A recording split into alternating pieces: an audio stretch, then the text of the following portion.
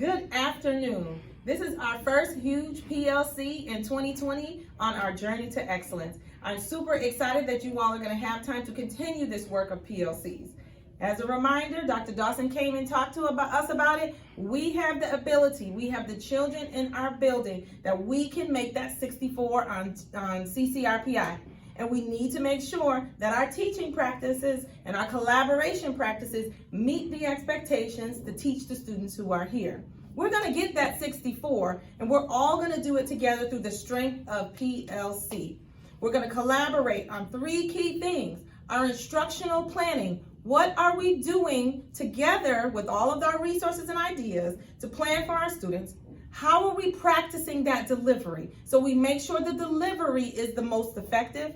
And what data points are we using to make sure that it is impacting our students? We look at data every day in our lesson, and we're checking and we're aggressively monitoring through our gradual release practice.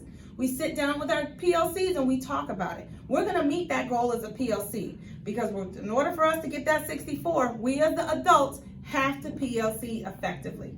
What can we celebrate?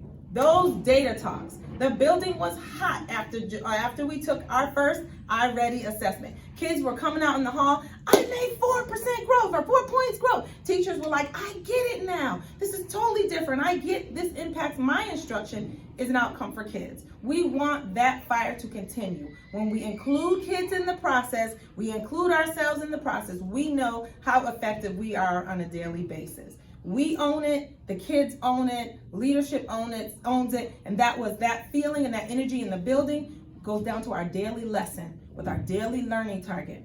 80%, we want to get an 80, the kids are owning it. We want to get a 75, the kids are owning it, and we get to reflect what's the data saying about our teaching of our children. Today, we're going to focus on iReady. Now, the window hasn't closed, so we won't get a lot of comparison data for the district or comparison from the state, but we have noticed growth. And we've looked at that data as a school. So you're going to look at your overall data in math and ELA. And we're going to talk about growth. Remember what Dr. Dawson said, are we killing kids? Did your instruction impact their learning this year? Was it adequate growth at mid-year? And if it's not, we're going to make sure the rest of the semester, we're going to hit that growth. Because your success is changing the community because it's the community success, our student success. By the 22nd, you're going to have a second data talk with your kids. Mrs. Bush is going to share about that. On the 21st, you're going to meet with the iReady representative, and we're going to dive even deeper in those expectations. But what's that online instruction plan? Remember, we don't put kids on iReady. It's like not sending them to EIP. It's like not sending them to special ed. We're not sending them to the teacher. So we're going to revisit that online instruction plan, and then we're going to look at our target kids. In K&1 and ELA, we're going to look at your small group, and we're going to maximize some of those resources.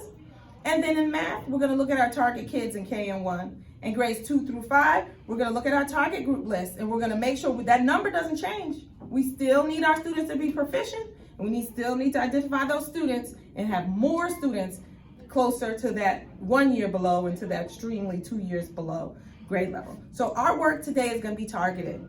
And you're going to be awesome at it, and you're going to grow and develop. Because if you don't grow and develop better as a teacher, neither will our kids. And I got faith in you. Because I love coming to work every day. I get in my car excited about the improvement that happens on a daily basis. And I know that you have it. Let's keep up the good work. Thanks to our coaches and our CST for leading this work. Thanks to our PLC leaders for leading this work and developing on their leadership side. I appreciate you guys. 2020, we're going to get that 64. Journey to excellence continues.